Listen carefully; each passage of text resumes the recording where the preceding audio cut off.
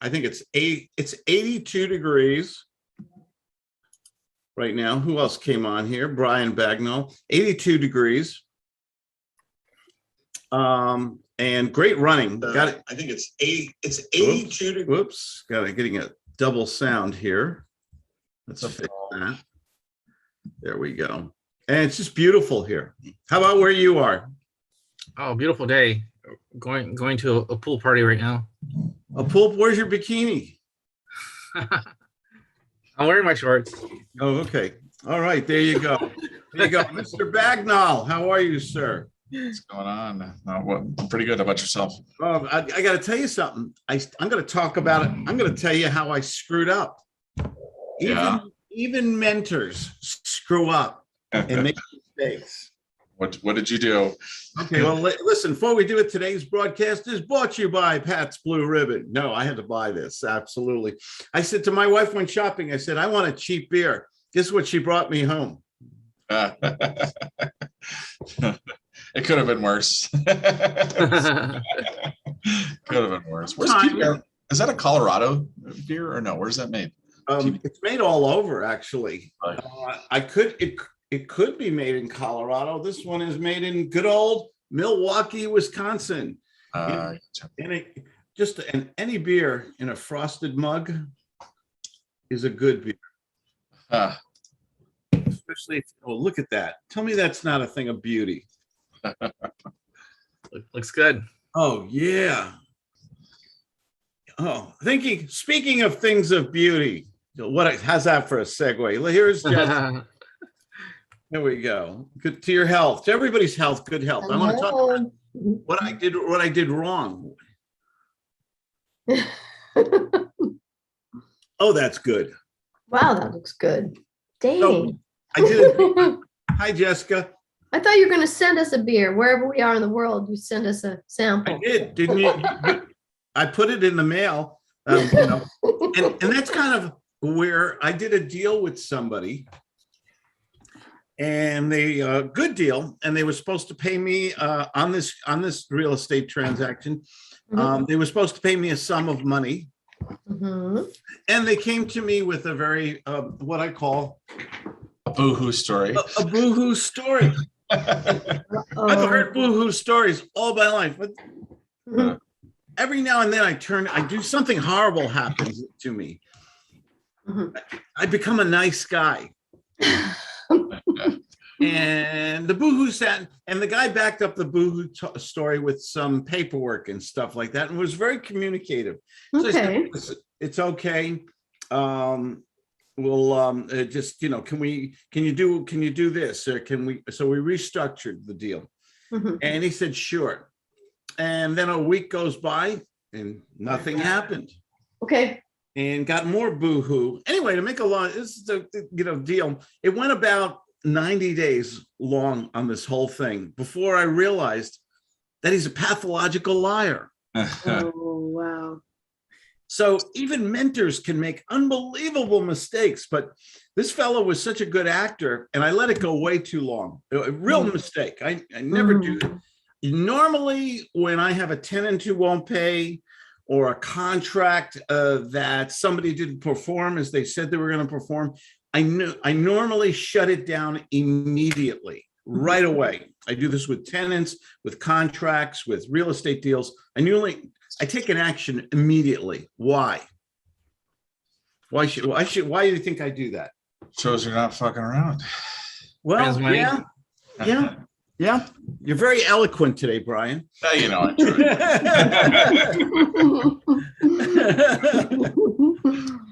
and for some reason, I didn't do it with this person. I wanted to believe that this was a good person, really dumb. I'm so mad at myself. I was furious at myself for being I'm not naive. I've been in this business over 30 years. Very successful. But sometimes, things do happen. Sometimes you give people a little bit of leeway, and I'd like to know more about the circumstance, but maybe that's not for today. But it's probably not for today, because it's in the hands of my attorney now. Oh, wow. Yeah, I just got mad. I gave it to my attorney. I washed my hands of it. My Okay. attorney's a shark. Mm, Okay, he'll eat his own. mm. And he just said, Claude, we're gonna boom, let's just put this, because it's a large sum of money. Can you tell us a little bit more? How much money is it? A lot. More than 100,000? It's in that area. I don't want to be I don't want to be too specific here. Okay. 'Cause, Okay. not until because it's going to go to court and he can go lie in front of the judge then. Mm, And I've actually seen people go to jail for lying to a judge. yeah. I've attended enough court cases. Anyway, so lesson learned. I beat myself up.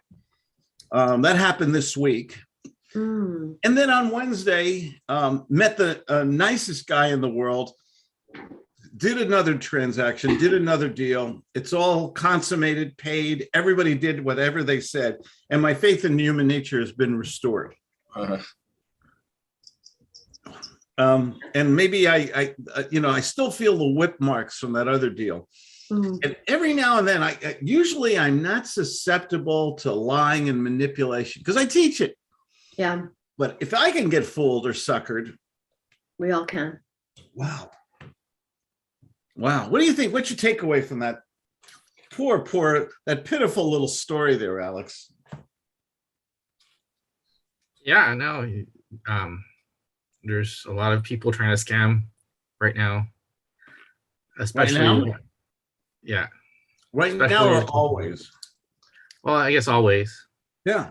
My takeaway at- is just don't give that inch, Well, I always in my real estate in business, I always give people one chance, one break, and then that's it.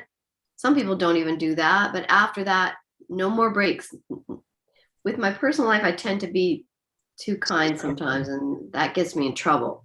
When you But when you Don't give let it somebody- slide. Let me give you a tip here. Okay. I need to follow. When you give somebody a little leeway, Yeah, this is the mistake I made. I yeah, didn't follow my own rules. I went over everything. I do a diagnostic on myself to the bathroom mirror. Okay, what did you do right? What did you do wrong? And this is Yeah. where I did pivotally wrong. okay, When you give somebody a get out of jail free card, yeah. or something happens, make sure you immediately get reciprocity. Hmm. Okay, you can't pay me the $25,000 that's due today. What can you pay me under the contract? We'll restructure 2 or 3 payments until you get back on your feet. Things happen. I know that. What can you pay me today so that we can keep, so we both still have some skin in the game? And that's what I didn't do. Okay. So you get somebody who owes you $25,000. Let's role play it real quick. Okay. Jessica, sorry, boo-hoo. My Chihuahua had to go to the vet, and there was a transplant, and all my money went to my Chihuahua's surgery, and I can't pay you on the beautiful house that I bought from you. I can't pay you on the note this week. Oh gosh, I'm glad you're doing this with me because sometimes I'm not very good with this kind of situation. I'm too soft. Well, boo-hoo, Jessica, I can't pay you the $25,000. I had to pay the veterinarian. Okay, well, He saved little Spot's life, my little Chihuahua's life. He's 18 years old. He did this miracle surgery and saved my little doggy's life. well, I'm so glad that your dog made it. So, and Very close. We're and very I close. know how those bills can dig in a little bit. Now, we did have a commitment. So, what can you pay me right now to keep our deal alive? I fully intend. I'm a man of my word, Jessica, and I can show you the paperwork from the veterinarian bill and everything. It's right here and everything. Here's the bill and everything, and I'm a man of my word, and I'll take care of this. Don't worry. Oh, you might have to help me out with this, Claude. But okay, Hey, let me who's try to gonna- think what I Okay, can say. Brian? I think you're in the mood, man. Okay. Okay. Yeah, you're. You're in the no BS mood. Am I? I don't know if I know exactly what to say, but I knew Claude was bullshitting there. So I'm very close to what happened to me. Yeah, Very. I know how these people can be. Okay. I'm I mean, I'm putting a little Hollywood a la Claude into this. Sure, Yeah. sure. Okay, and everything. I can respect the fact, Claude, that of your word and that kind of stuff, but let's be honest here, we can't deposit words into the bank. So Ooh, I like that line. Good. I like that line. Where did you get that from? Somebody online was saying something about, oh, this guy's got so many likes on Facebook. It's like you can't deposit likes into the bank. Yeah. So I just stole it from that. Good. If That's wishes good. were bullshit, I'd be drowning in shit. There you go. Where was that one? Oh man. It's just this dog is like one of my kids. He's been in the family for 18 years. And I went to the world's best vet to get his tail transplanted to save his life, and it cost all this money. And I'm a man of my word, Brian. I'll make good on all this. I will. Claude, I'm a dog person too, man. My dog is like my kid, so I can definitely understand that. But we want to keep things moving here, and I want to keep this deal going with you. I mean, do you want to keep the deal going with me? Oh, well, I have the house already, so I have the real estate, and we really appreciate it. You did a great deal with us. My dog likes you. We all think you're great, man. I don't understand the deal. So they're living in the house now? Let's assume we can say that. Sure, let's do that. Okay, and they owe you money for what? Because I sold them the house. Okay, so you financed some of it. So you're carrying the loan. Yeah. Gotcha. You're carrying the loan. And it's already due on sale. It's creatively, it's owner financed. How about, Claude, could we do something like this? Get away from the emotion and just be businesslike and say, okay, can you give me something that I can take hold of, like a pawn type of situation Collateral. where I can keep hold of the note on your camper. How about, my son-in-law and daughter moved in with us. I'll tell you what, I'll give you my son-in-law. You can have him. You can hold him hostage. But I do know you have that nice RV that you guys go on your travels with. I have to protect myself. Sorry, so I'm just jumping in here. I hope that's okay. Do you really want an RV? Let's go down the money road for a minute. Okay. Brian, go back in, negotiate the money. I owe you $25,000 payment. I can't make it right now. So what's the next best thing you can do anyway? Get some money. You get some. Is some money better than no money? Sure. Claude, this is the mistake I made. So I'm self-correcting while I'm teaching. Right. Claude, $25,000, that's a lot of money. That's not chump change here. Listen, it's okay. You're a businessman. I'm a businessman. Listen, Brian, you're like a super, we think the world of you, and I know how successful you are. You can let it go for a little while. I'm good for it. Claude, I appreciate you saying that to me, but I'm successful because I honor draw boundaries. I honor my commitments, and I know you're a guy of your word too, and you want to honor your commitments too, but $25,000 is a lot of money. Friends, not friends, that kind of stuff. So what can you get me today you're a man of your word, to show me some good faith that let's go on that man of your word. Is that what are you saying to another person? Does that make it very emotional all of a sudden? Sure. Yeah. What's the $1 million rule? When you're challenging my credibility as a man of your word.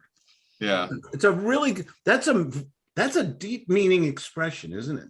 Yeah. Well, you're taking his words and turning them around on him. So go ahead, do that. Close me. Go ahead. I know you said you're a man of your word, and I am, man. I always keep my commitments, except in this case when I promised I'd owe you money and I took care of my dog instead.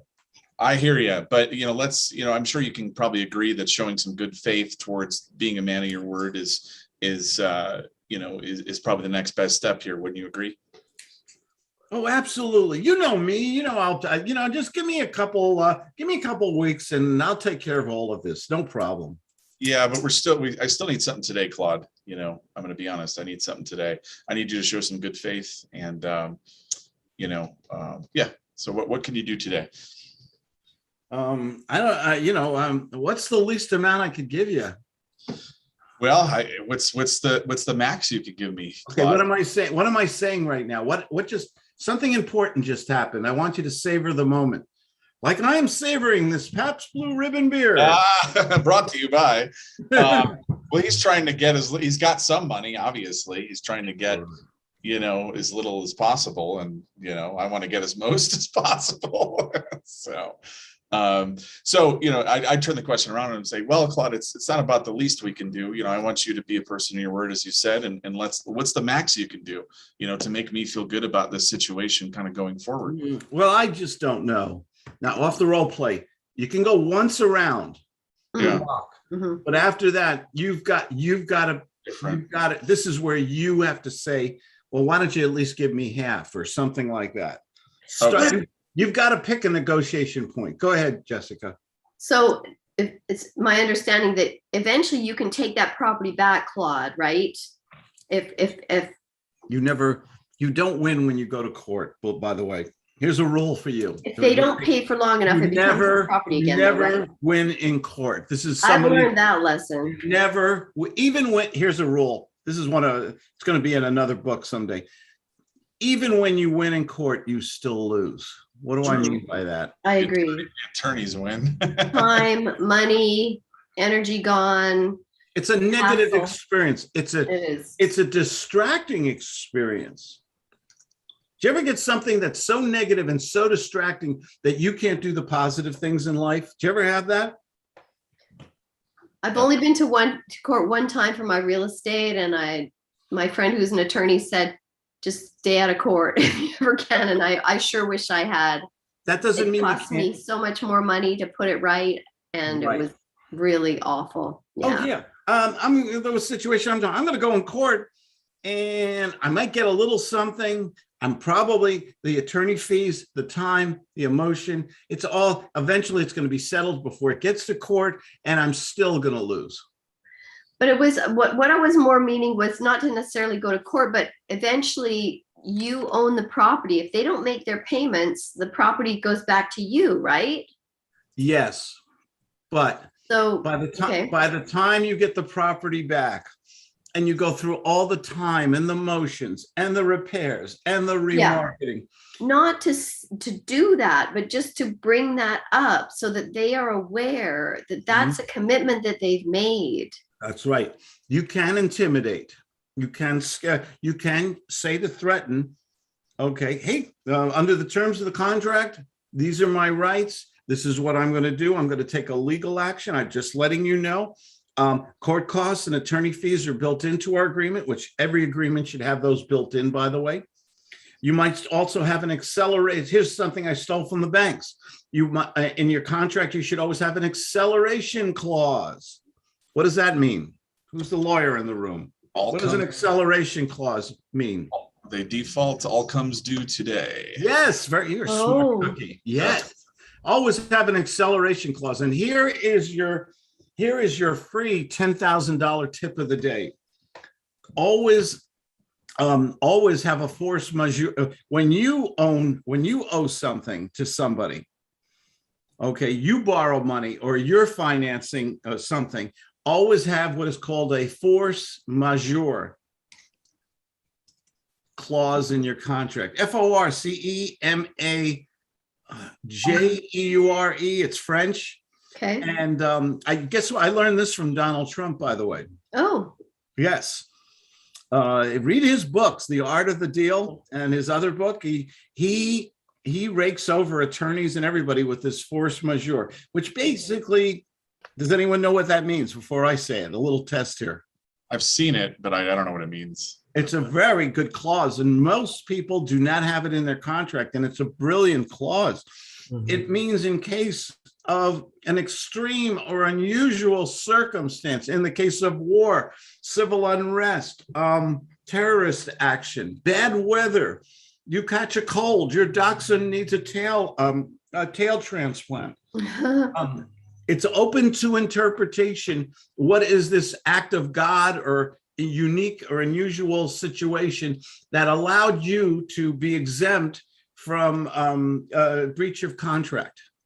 I'm sorry to sound legal here. It basically gives you a force majeure is a get out of jail free card. So who remembers 2008 besides me? Oh, okay. yeah. Okay. A lot of people who had force majeure say, hey, look, this is an unexpected bank failure. It's a cataclysmic failure. We got the ex-President Bush meeting with the new President Obama with all the major banks of the world in this one room. This is unexpected. Of course, I can't pay you that $25,000, Brian. And I'm going to utilize my force majeure, which exempts me from breach. I am not in breach of contract, so you can't sue me for that because of this unforeseen, unexpected event. So do you want to force? So someday you might have another 2008. I hope not. And you have something in your contract. This gives you a little breathing room. It's good things. Doesn't it work for right now? COVID-19. Go ahead. You're the attorney. Go ahead. Sell it to me. Well, yeah, I have this. I'm going to sue you, Alex. I've got a contract right here. It says you owe me $25,000 October 1st, and now you're giving me this boo-hoo story. Well, you know what's going on, Claude. I mean, I'm going to go to court. I'm going to sue you for breach of contract.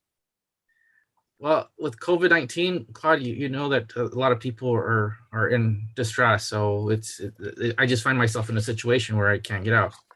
You know, I do apologize for this, but I mean, we did have it in the contract, by the way. You know, if something like this were to happen, unforeseen, I call it the force majeure disclosure. So, I mean, look at the contract. I mean, if something like this happens, tell me to talk to my attorney. Yeah. Okay. He'll verify everything. See, most people, when they get a contract, do we read all that little print? All that boilerplate. You need a magnifying glass. It's even with good vision. Yeah. You don't always read it. It's so small. Somebody who could read Braille couldn't read it. I mean, it's that small. Yeah. So these are good things. And tell me that use that as a sword. That's your shield in contract. This is a good discussion. Brian, close me. You want to get it? I'm going to offer you, Brian. I tell you what, you're right. Let me give you at least. You want 15,000? You said I can't do that. Can I give you 1,000? $1,000 isn't a lot of money, Claude. You know, money's real tight right now. That veterinarian bill, and I've got to pay that off, and that's going to take a couple months. And gotcha. I mean, what's the least I could give you to show good faith? What I'm looking for, Claude, is half. You know, that would kind of. I can't do half. I'll be honest with you. The most I can do, I can give you 5,000. 5,000. Is that truly the best you can do, Claude? That's the best, man. That's everything. We won't be eating this month. 5,000 and the dog. I'll give it back. I'll give you back the dog when you pay me. So, and when are you going to have the rest paid off, Claude? What's the exact date you're going to have the rest paid off? I'll get that. I'll give you a call in a week or two and let you know. Claude, I need that. We need to kind of nail this down today. Kind of the only terms of this agreement, was me getting money, and that's kind of in jeopardy at this point. So, we're going to nail this down. You said your person, your word. We need to nail this down on this call. So what's an exact date where you can have the rest of that money to me? Well, I'll give you 5,000 now, and I'll give you another 5,000 on the 15th and another 5,000 on the 30th. And I'll just keep giving you 5,000 every 2 weeks till I catch up. I thought originally we were at a couple weeks to get paid off in full here. Well, it's the best I can do. Mm. Now, you're at a pivotal point. Yeah. Is- You go This is nasty or where, not. this is what I did not do, by the way. This is where, I don't know what happened. Too many of these, and I lost a brain cell or something. This is the rule. Is something better than nothing with a strict timetable, which you're doing brilliantly, by the way. You're doing that just the right way. Get me to stick to an exact timetable with no mitigation, and even put a little fear of God into me. Yeah. Not a physical threat or anything, a legal No. threat as per the contract. Okay. Yeah, I don't know where to go from here. Like if you're, I mean, I don't know whether to accept the $5,000. Something is better than nothing is the rule. Than nothing. So $5,000 today, Claude, you're going to wire that to me right as soon as we get off the phone here. I'll send it. I'll do a wire transfer right. Well, it's Saturday evening here in Pinehurst, North Carolina, where the bum who stiffed me lives in North Carolina. And did I say that? Oh, I'm being judgmental again. And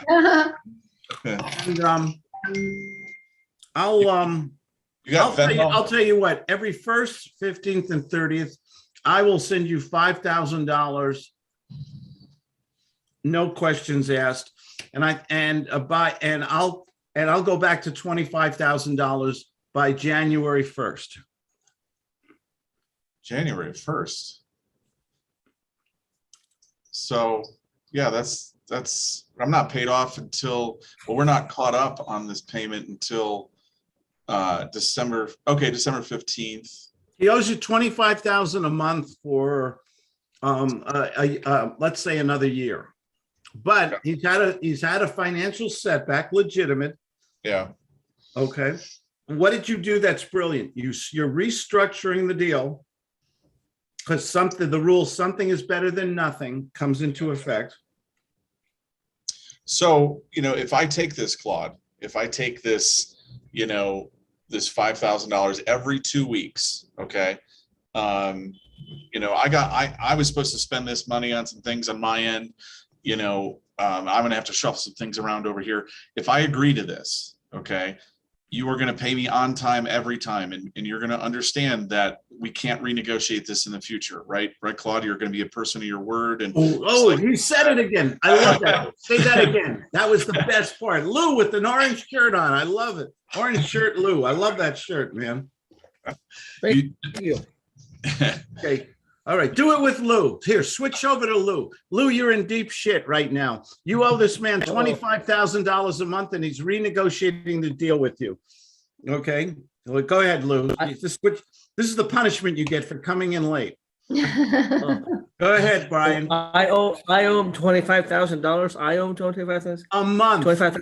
A month. A month? A month. Wow. Go ahead. All right. So, just as we were talking, Lou, if I agree to do this $5,000 every 2 weeks, 1st and the 15th of the month, and then starting up the $25,000 payments again on January 1st, you can 100%, you're going to be a person of your word and 100% stick to that. Okay. So I'm going to do $5,000 one quick timeout. Don't say, Okay. don't be woke, a person of your word. Are you a man of your word?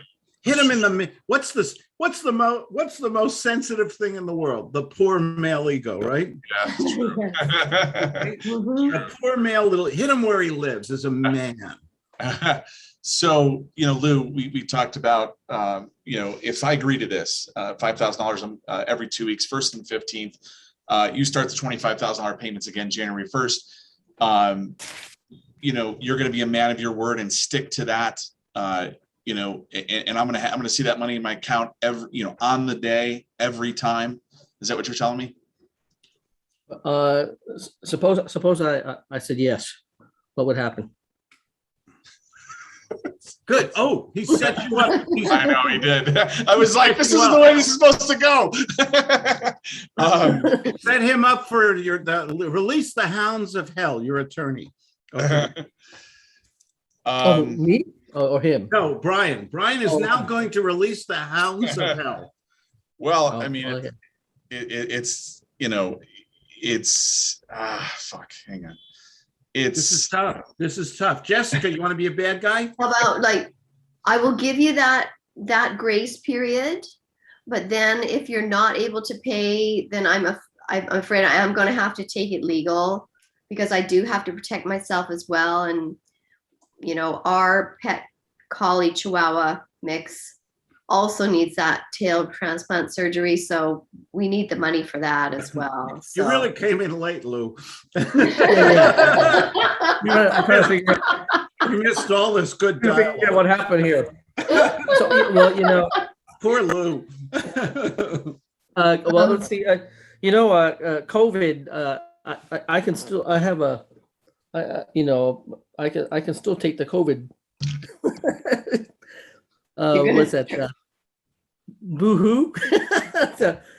What do we? So we talked about that. He's using COVID now. Okay. Okay, so he's got a very good defense right now. Yeah. What did we learn earlier? Share with Lou what I taught you illegally. What's that Latin called? The French word for an extreme situation? Force majeure. A force majeure. Does Lou know he's using a force majeure, Lou? I'm sorry. What was that again? It's called a force majeure. You're saying, and because Alex brought that up earlier. He said, well, what about the COVID and everything? And, do you have that in your contract? Would be your response, Jessica. I'm looking over your pretend it's not in his contract. Yeah. And also COVID it really does have to be a legitimate reason with proof to be able to claim COVID hardship. So you would have to prove that to me with pretty extensive documentation for us to be able to honor anything like that. So you'd have to be ready with that. Sure. Didn't you say you're the distant relative of Mr. Fargo of Wells Fargo Bank? Maybe you could borrow some money from him. Remember they got into trouble a few years ago? Does anyone remember? Creating all those accounts. Yeah, creating all those accounts and everything like that. So basically what Brian did very well, just to acknowledge Brian, he negotiated $5,000 a month every 2 weeks for a period of, let's say 2-3 months. Let's be practical. Suppose it's a real world. Yeah. And this guy can't do the 25,000. He's had a major setback, maybe because of COVID or something like that, but he's willing to make, and Brian said to him, are you a man of your word? Or are we going to go back and forth? Am I going to chase you now for the 5,000 every 2 weeks? Mm-hmm. And you've really got to get specific and dig your heels in here. Okay. So if I understand you correctly, Brian, you're going to pay me 5,000 on the 1st, the 15th, and the 30th of every month, no exceptions. And we're going to get back on track. And I've got a lot of respect for you. I mean, this is a good discussion, but you're not going to make me a bill collector again, are you? No, Claude. Yeah, I mean, I'm a guy. Say it like you mean it, guy, because I'm going to, I'm making an exception here. I never do this, but I want to work this out with you. Yeah, no, yeah, I got you, Claude. Which means? I'm going to pay you when on these dates. On the 1st, the 15th, and the 30th of for the 30th, that means the next day you got to pay me another 5,000 on that deal. Bad deal. I love it. Yeah, maybe a 31st in November, and there's 30 days. That's September, April, June, and November. Okay, yeah. On that. So, and then we get back on track. Beginning in January again for the full amount, hopefully, or we'll revisit it. You got to lay it all out specific. Should you put it in writing? Yes, right. Put it in writing. Hey, Sean. And add some extra penalties. So, how you doing, Sean? Hello, can you hear? We can partially hear you. Yes. Okay, I'm having a little trouble. No, now we can hear What you. what if they won't sign it? You know, if you draw something up and they won't sign it, let's just be the devil's advocate again, because Jessica, we have a problem. yeah, Okay, I'm going to 'cause it's always renegotiate. otherwise gonna- it's just all lip service, isn't it? They can say whatever they want, but are they really going to step up? What's the purpose of a contract? It's a deal. It's a commitment. To make people feel obligated. Use that power of the, what if, this is something I learned in law school. It was Provide a role meeting play. of the minds.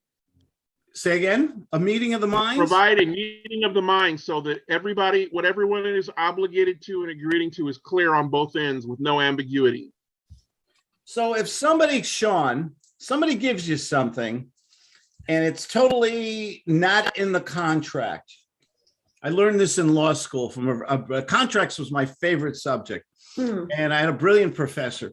And this was the line he used in a kind of a moot court. It's a moot court is like role playing for Hmm. lawyers.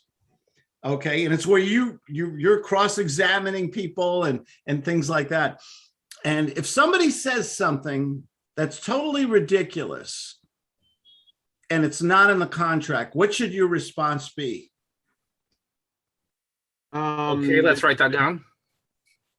Well, they've got to hold to what's actually in, or it may potentially void Let me the hear contract. it. Well, Sean, I know I owe you $25,000, but I have the right to pay you $1,000 a month, at least something, right? If I can't pay you the full amount, at least I'm giving you something here.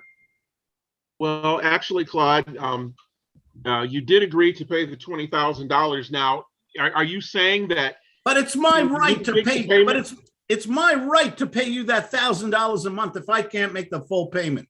This is bullshit, by the way. Yeah. Well, Claude, I wasn't really an A student in school, but when I looked over the contract, I don't remember that being in the contract anywhere. Could you point that out to me? Boom. He Is just that, did is that on the very- first page or the second page? He just did that very well. Nice going, Sean. Yeah. Always go back to the contract and when the prospect or the person you're negotiating with is trying to backpedal or change the terms, and this is what the professor taught me, you always say, excuse me, Mr. Osby, where does it say that in the contract?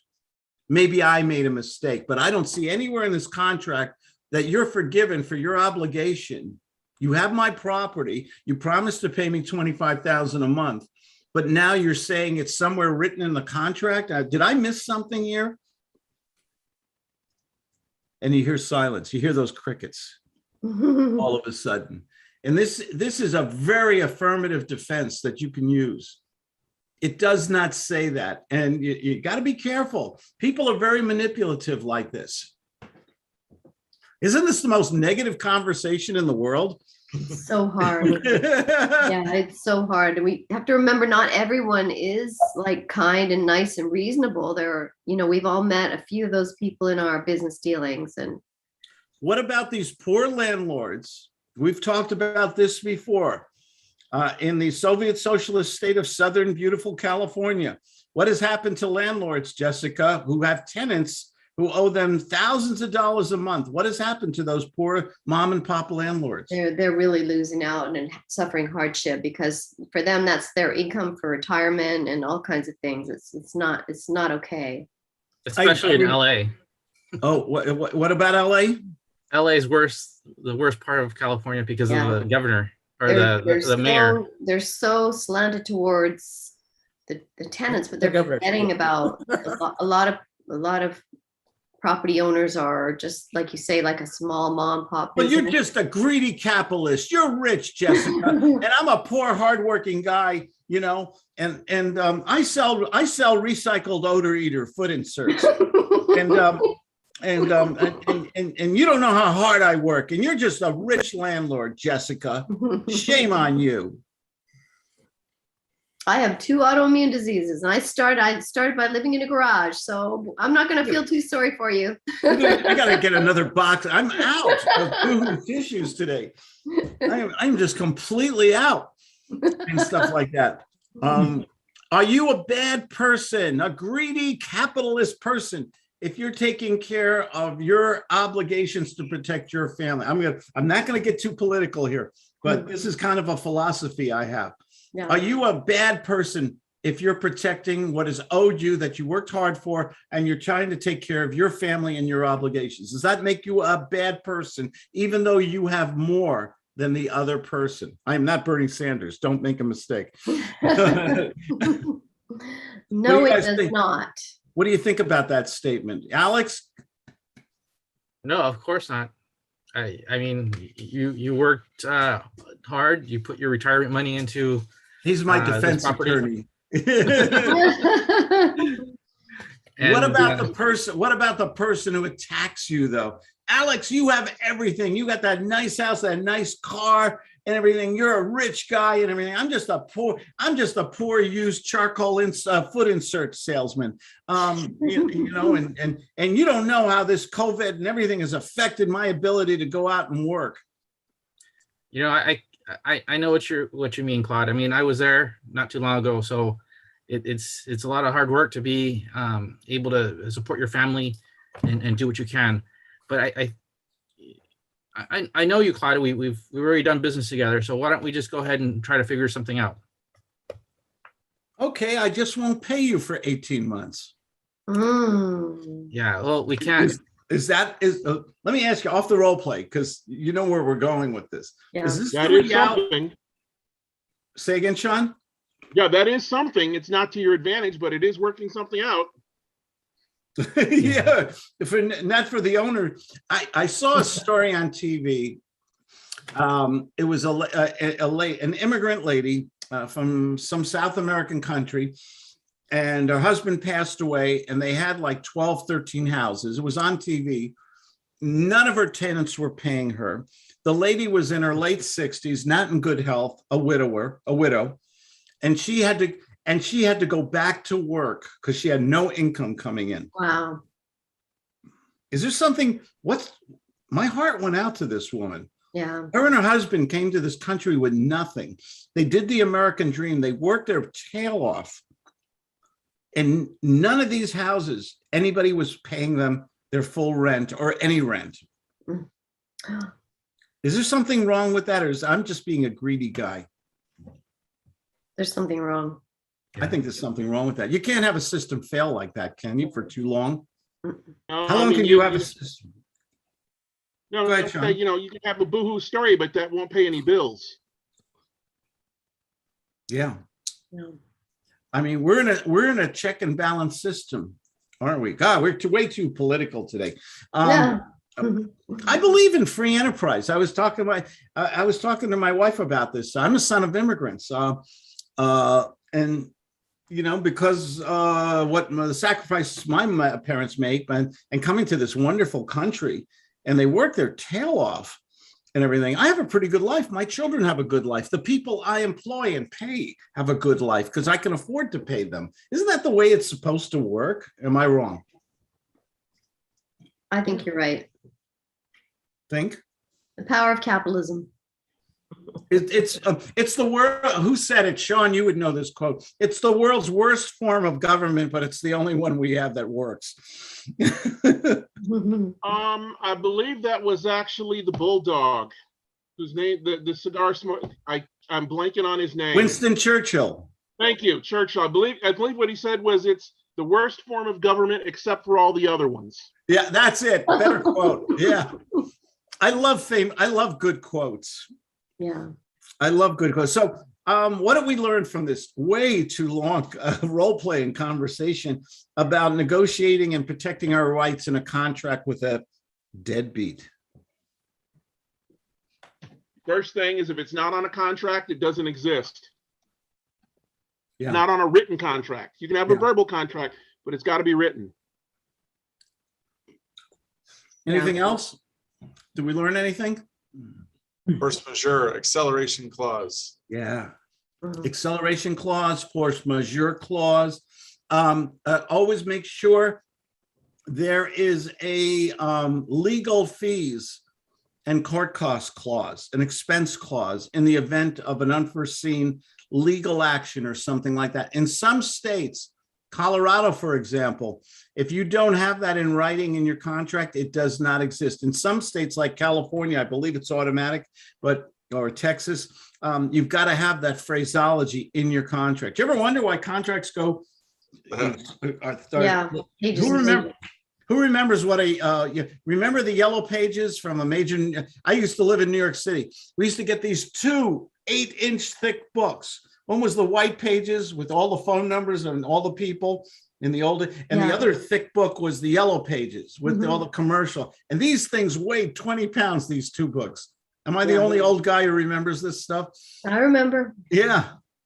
I always make sure there's a venue clause too, you know, like in your Venue, choice of venue. Great. You're an attorney, Brian. Tell us. That's a good. I should have been. I really, I never wanted to go to school for it, but I enjoy contracts. I do all my own shit. But yeah, it basically says where, you know, if there's a fight, where is that case going to be heard? So, you know, if you don't have that, they can file a case, you know, wherever they're at in their state, and then you have to hire an attorney over there. And and it are all, and if you get if you live in Texas, but you're suing somebody in California and you get a judgment in California, is that judgment, does California recognize judgments, or does Texas recognize the judgment in California, and is it transferable to the house you want to attach in Dallas? Yeah, I didn't think about that. That's true. Is it? I don't know the answer, to be honest. It has to be the laws for the property that you're doing the deal in, right? You want to do a venue is great. You always want the most convenient venue for yourself. And the big problem is, if, you know, everybody's talking about, well, if you live in Alaska, do deals in Alabama, because Alabama is a lot cheaper than Alaska right now. But if you get that judgment in Alaska, will Alabama recognize that judgment? And in many cases, they will not. Or you got to hire now an Alabama attorney and make that judgment. I'm getting very legal today. Oh no! Oh no, yeah, no. I'm full of venom and everything here today. Hello. Everybody say happy birthday, Claudia. No, Oh, happy Happy birthday, birthday. Claudia. Yeah, It's Monday, not Okay. Monday. my 16-year-old girl, 16? Yeah. Happy 16-year-old 39th girlfriend is growing up. Yeah. Oh dear. I'm teaching him how to be all nasty at sharks in the tournament. Oh, I want to, Sean. I don't see your live picture of you. I don't think. He's got the most handsome face in Omaha, Nebraska, gotta and he come won't on. Yeah. show. Everybody. I have a computer that sometimes the camera works and sometimes it doesn't. And sometimes I restart it and it still won't work. Stop. Get rid of those Kleenex. No, I can't. I don't have a Stop. Well, when What? you do, let us know so I can say hi to you live. Okay. Well, thank you. Have a nice And happy weekend, birthday to you everybody. on Monday. Have fun. Let us know. We want to know what the date is, the special date night Claude's going to do for you. Ooh, After the night. day, you got to come and give us the report. Ooh, I don't want to do date nights. Nookie Night is brought to you by Capsule Ribbon. Okay. Give her a beer and that's it. He's leaving now, guys. I'll take They over. don't even know what a drive-in is, much less what a Nookie Night is. Sean knows. Lou knows. I'm British. I know what it Hey, is. Claude, we just had a drive-in open up here in Omaha. Really? They Wow. finally made it to drive-ins Yeah. from 1953. Finally made it to Omaha, right? No, actually, So Claude, what happened was it opened during the COVID thing because people can be separated by car, so they can sit in and have their own little piece. And so that's part of why they opened it up. Do you know that I have, I'll tell you what, they need to bring in drive-ins. Really, they were so much fun. They were great. Where do kids go on a first date? How do you text your way to romance? Would someone explain that to me? That's the whole point of a drive-in. yeah. Now it's the back row at the movie theater. I remember drive-ins. Remember the intermission where the hot dog is dancing with the popcorn? Let's go into the movie. Yeah. and everything. I don't think they show that. I love drive-ins. I used to see all my friends from high school would be there, and we'd go from car to car and everything. And somebody always had a bottle of bourbon that they stole from their father. And somebody always snuck 10 of their friends in the big station wagon in the back or something like that with a blanket over them. It was just a fun place to hang, and it didn't cost a lot of money. Yeah. Do people hang anymore? Do young people have a place to hang? Not as much. It's all digital Yeah. and everything. You know, Claude, it's interesting. You're talking about first dates and whatnot. It's really interesting. Sometimes you see people sitting at a table and they're texting back and forth with someone, and they're not necessarily even talking to each other that much. It's Yeah. really bizarre. Yeah. It's just bizarre. But did you ever see two people on an awkward date in a restaurant? Oh, Mhm. yes. Yes. Mhm. Is that Chinese, what, the slow water dripping on your forehead? What do they call Mhm. that? Chinese water torture. Thank you. You know, did you ever see a couple, you know, they went out to have a bad time? Yeah. and, Mhm. True. and everything like that. Oh, So Claude, Just just go getting ahead. back to this deal, just to close it out, what about, this is the thought, the power of prevention. How much due diligence did you do on this person that you went into business with? I'm in a little bit of a bad situation right now with one of my renters, my tenant. They're okay, but they're really pushing boundaries. They're, you know, and I didn't do my due diligence because the guy that's the problem is the brother of one of my good tenants. So I didn't do the usual screening that I do with him. you mitigated your standards. Yes, so that's That's your where we problem. can prevent a lot of this sometimes by just doing Jessica, the I right. have a feeling, Jessica, I'm so glad we're doing business together, and you're buying this beautiful house from me, $25,000 a month, and the first of every month. Are we in agreement on that? Yes. And you're comfortable with that? Because that's a lot of money. Are you comfortable with that payment? Oh yeah, totally, Okay. totally. And I'm not going to charge you interest as long as you pay me on the first. I have a good feeling about you. You strike me as a woman of her word. You do what you say. You do the walk. Why do I feel that way about you? Oh, because it's true. Because you're making assumed assumptions about me because of the way I look. I have a feeling you help old ladies across the street. You're one of the few people who carry those poop bags for your French poodle. I mean, you're just one of. Well, is that gross?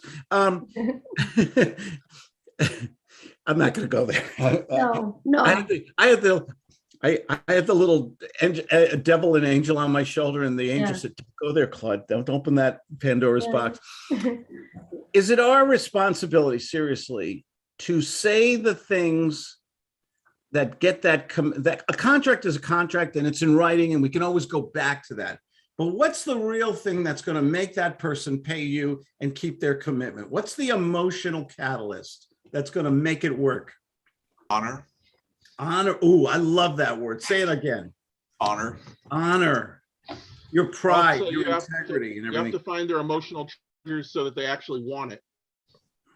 The needs and needs. Jessica, I tell you what, you pay this bill on time and everything. I'm going to take you and your favorite guy to the new Omaha drive-in. It's on Claudia and me. Okay, but I mean, but just off the role play for a second, Claude, how much actual, like, legit, checking do you do? Like, background checks, credit score checks, and all the rest of it before you go into business with somebody? What's the most important thing to check? Do they I have think cash? Bank statements. Cash, bank statements. What's the most important out of all of them, though, in my opinion? Is it their credit score? Credit score leaves clues. Credit score is good because if they haven't paid their MasterCard, they haven't paid their cable bill, they haven't paid Xfinity, they haven't paid Chevrolet. Okay, what does that lead you? What when you see that on the credit report? That's pretty dramatic. That's a red flag. Here's the best one, in my opinion. Are they gainfully employed? What's their source of income to pay me? If they're not employed, but they have good credit, they have a little cash in the deal, but they're not employed, should that scare you a little? Yeah. It would me. Yes. You know, hey, Lou, you know, I love doing this deal with you, and it's 25,000 a month, and everything's great, and you gave me the first payment, and I know you're going to pay me on time, but you haven't been employed in how long? 6 months, Claude. I mean, how are you going to continue those payments? Do you have that much in savings or securities that you can continue to eviscerate them? Wrong, bad word, but I have some investment properties that are paying me right now. It's, you know, but I'm looking also to pick up a job in this next month. okay. Would I be scared? Should I be a little nervous at this point? What would you do? I'd ask for proof of income on those investment properties. Ask for proof. Good woman. Yes, ask for proof. Yeah. Ask for it. Show me. What does it say on the, what is it? Missouri. I love that license plate. What does it say? Show me. Show me state.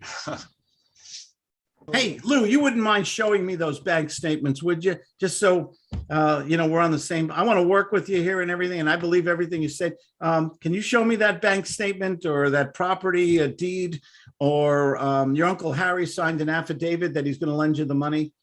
Can you do that for me today before we consummate this deal? I can do that, yes. You're a good man. I like doing business with you. You're like me. You're straight up. Okay, thank you. Boom. Is it, you've only got that little window. You know that honeymoon period when you're negotiating, everybody's happy. Mm-hmm. Okay, you've got that little window. Is that the time to get to do the ask, or to wait a couple months later when there's a problem? No, do it before. It's hard, isn't it? But it's hard, isn't it? When everybody's happy, do you want to throw a wrench into the whole deal? I do it every time, except those one time. Me too. Every time. Listen, I don't even give them the impression that it's ever not required. The whole premise of this discussion was based on my mistake, but was my mistake that I made. I was a nice guy. For some reason, some DNA kicked in from some other strange place. You know, I was invaded by aliens or something, and I became a nice guy for a while. What happens when you mitigate your principles, Sean? Take your power away. You leave yourself open to oopsies. Yeah. Because you never know what's going to happen.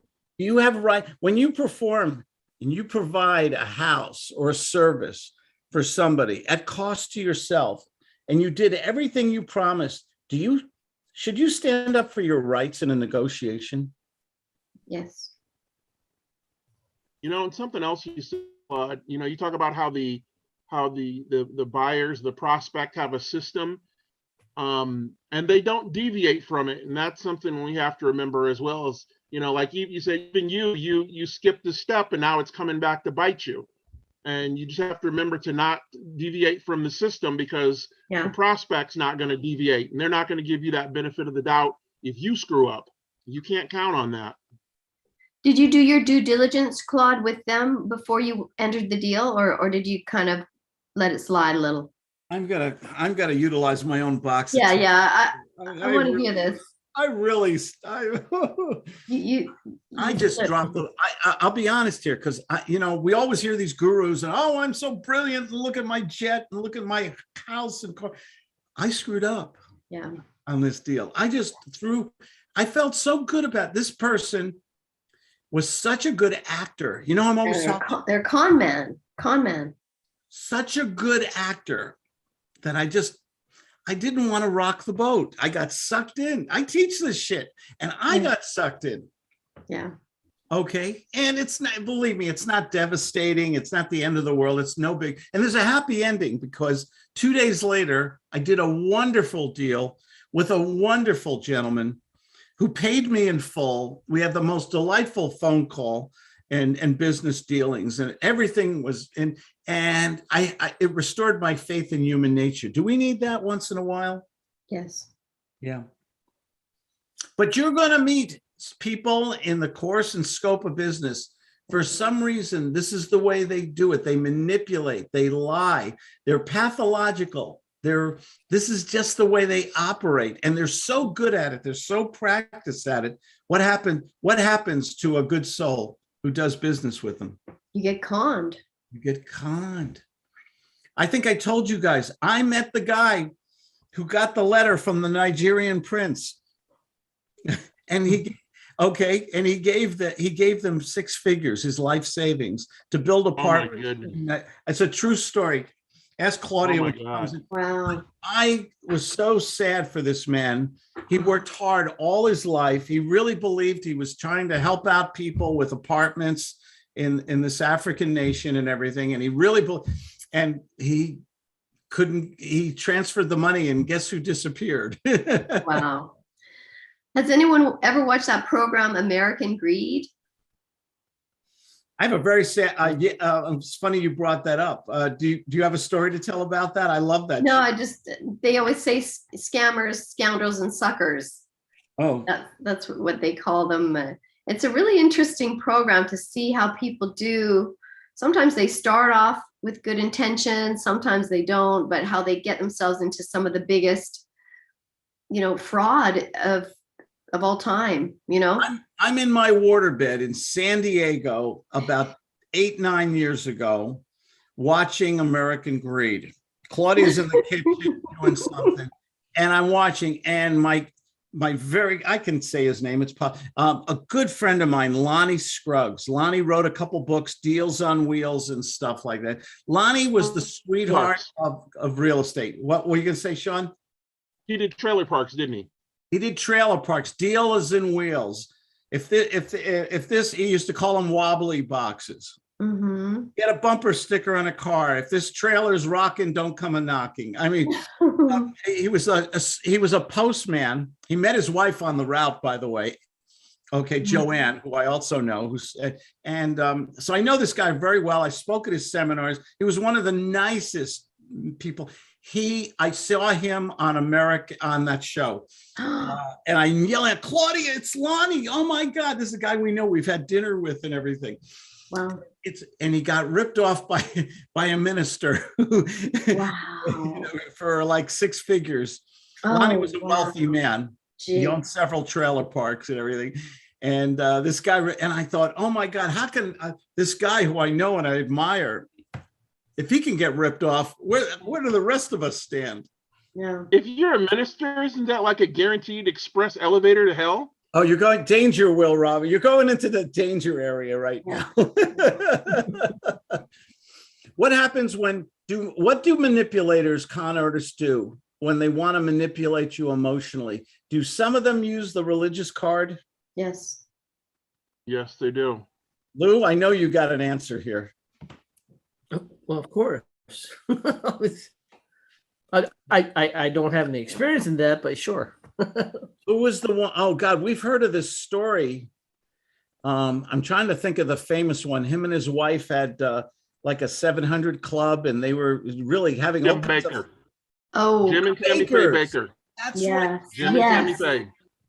What was it? Yes. Tammy and Tammy Faye Baker. Tammy By Faye. the way, somebody, a former girlfriend pointed this out to me. She said, it's funny that these guys have millions of dollars coming in. They've got a huge church. They've got a personal jet. And yet this woman can't afford the mascara that doesn't bleed down your face when she cries. And she said she's doing that on purpose because on TV visually, when she cries and it drips down her face, it's like a clown. It's like clown makeup. It accentuates, like in theater when they do makeup, it accentuates the clown. Yeah. So this woman, they had millions of dollars, but she was using cheap, mascara. Yeah, non-waterproof mascara, Wow. Yeah. What happens? Because the good stuff doesn't do that. What happens when you see a religious person who's been touched by an angel crying on TV but asking for money? What happens to some people who are maybe alone or not doing it, but they're in their little one-bedroom apartment? What happens?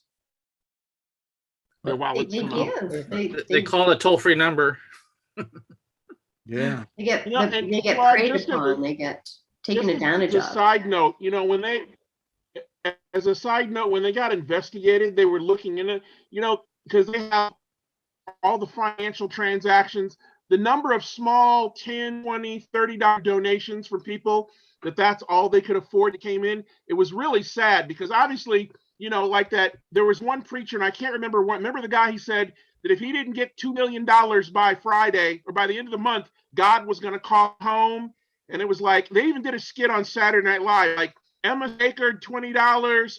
Oh, and a racetrack owner in Florida, 1.3 million. Now the guy that owns the racetrack can afford it, but all these other people are doing $10 and $20. And yet this guy's driving around in $1,000 shoes, $5,000 suits, and a personal jet. And I don't have to tell you what a private plane costs because they're expensive, but it was really kind of despicable. Oh, it Wow. really is. How fast can we go from love to hate when we feel we've been taken advantage of? Yeah. In a New York minute. New York, who remembers? Best example, I've spoken of this before. We all remember 9/11. We just celebrated the 20th anniversary or whatever of that day, that horrible day. Remember what happened, the Red Cross. Remember what happened with the Red Cross when 9/11 occurred? What did people do? Started giving all kind of money. They gave literally, I think, close to $1 billion overnight to the Red Cross. This is how big the heart is of American people. Everybody watched it on TV. Everybody was touched by it. And then what happened? And everybody said, let's give to the Red Cross because they're going to help these families rebuild their lives, especially the fire department. The whole fire department was destroyed. All those brave men were killed and everything. But what happened when people found out, there was a story that came out that the Red Cross was not giving 100% of the funds back to the family? What happened? Well, people got angry because normally these organizations, a lot of the money is spent on administration and further fundraising. So the amount of money that actually goes to the cause, generally, if it's 10 or 12%, that's actually considered good. The other problem was, if you remember, there were a couple of executives that were making like $200,000 and they gave themselves raises, like I don't remember what the number, but it was well over it was like $250,000, and they gave themselves like 100,000. It was really, that really hacked a lot of people off.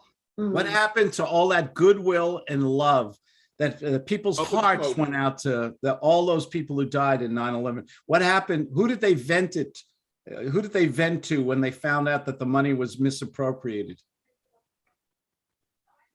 Yeah, they were mad at the Red Cross, and Red Cross did a 180, a mea culpa right away. Oh no, all the money will go. Well, you know, we're going to change everything around and all that right away, right? I'll never forget that. That's emotion, you know, persuasion. We're talking about really all the things that we're talking about. Sounds like a negative conversation today. My God, but really, aren't these all methods of doing business that some people, I would never use these methods. These methods can make you unbelievable amounts of money, but you can still use them ethically, can't you? Yes. That's the whole point. Yeah.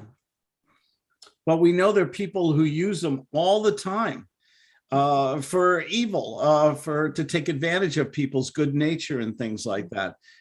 Great acting skills, you know, tremendous, you know, and anybody, we're human beings, we're frail human beings, we're susceptible to all this stuff. Yeah. But when we negotiate with somebody, we should have a tinge of, we should create the proper environment.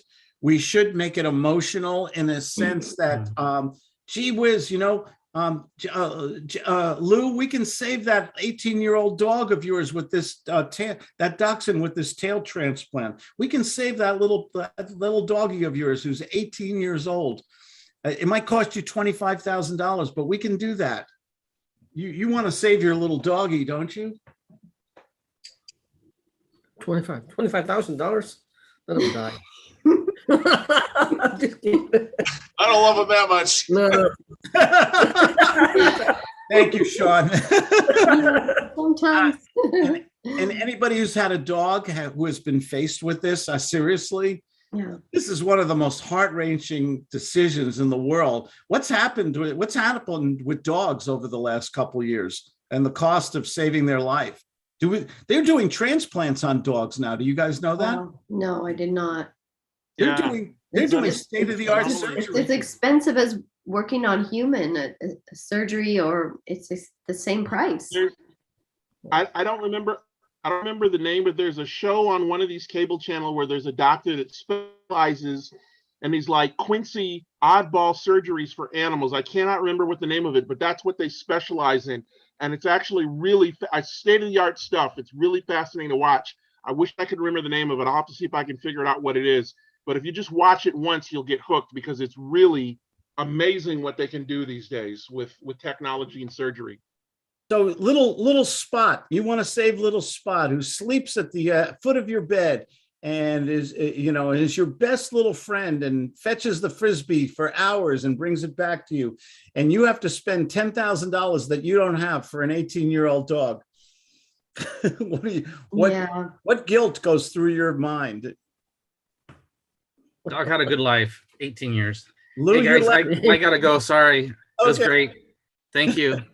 It was the dog story, wasn't it, Alex? Yeah. Tell Okay. dog stories and Alex has to leave. See that? All right. So they have insurance for your pets now. A lot of people don't know that. Yeah. That's Yeah, right. if you got a pet, it's worth getting, because you get a couple procedures here and there and some blood work, it can add up real quick. Yeah. Is Ask there a me blue- how we know. Is there a Blue Apron for pets now? Isn't it called Blue Apron, where they Oh. deliver the food? to You you? mean like Oh. a food service? Yeah. Yeah, there's definitely one for dogs, and they're starting up one for cats, I'm sure. But they have services that provide toys and distraction, as well as organic food for dogs. I mean, we have an organic dog food store here in Omaha. There's, Everything in the store is organic. I Wow. was on TV recently. There's a dog ice cream store now. They're making, I'm just swear, go into your supermarket. Ben and Jerry's is making a dog ice cream now. Well, people take their dogs in to get their nails done, just like we do. I mean, Well, that's a step what's wrong too with far. that? I'm Don't be sorry. unreasonable, Jessica. Pardon me? What's wrong with that? Oh, There's I'm something sorry. wrong with a dog that had $100 pedicure. I'm Yes, sorry. I agree. Or the owner. There's something wrong Brian, with you're a the dog. owner. Brian, you're a dog owner. Do you get your doggy $100 pedicures in LA? No, I've gotten him the ice cream though from the store. So yeah, he's kind of spoiled. I would never do anything like that. Is there any country in the world that treats their pets like people in America do?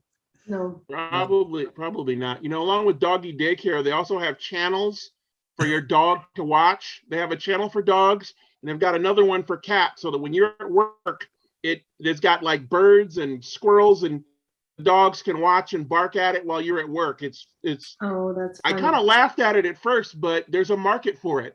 And you know what that means? If it's America, if I can sell you something, I can sell it to you in America. Yep. I think I'm going to end on this high note tonight. Yes. It's all because a lot of smart marketers realize that we love our pets and we will spend as much money as necessary. It's not the old Alpo gravy train days, is it? No. It's now dogs are eating better than some humans in other countries. Oh yeah. There's truth to that.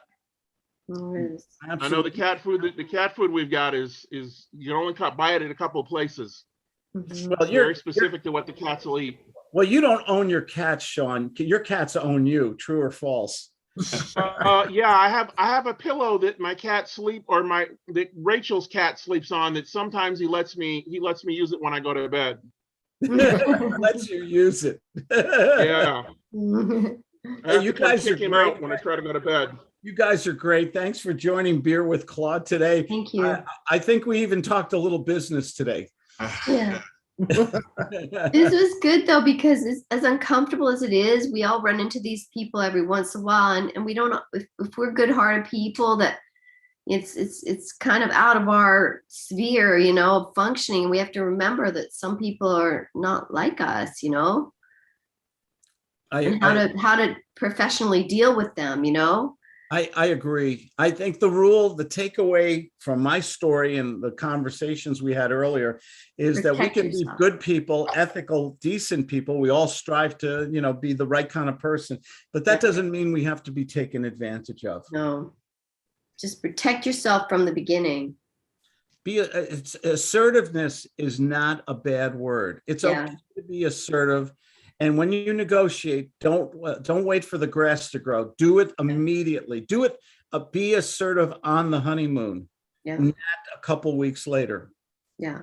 when you're returning the gifts. Okay.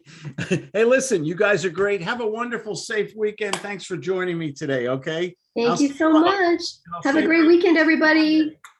Thanks, guys. Bye. Lou, Take care. Lou, Bye I'm now. in North Carolina. Get me an In-N-Out burger, would you? Sure, absolutely. Oh, I miss it so bad. See you later, guys. Thanks. Bye. I'll mail you one the next time I'm in Cali. Oh, thank you. Animal fries too, please. Okay.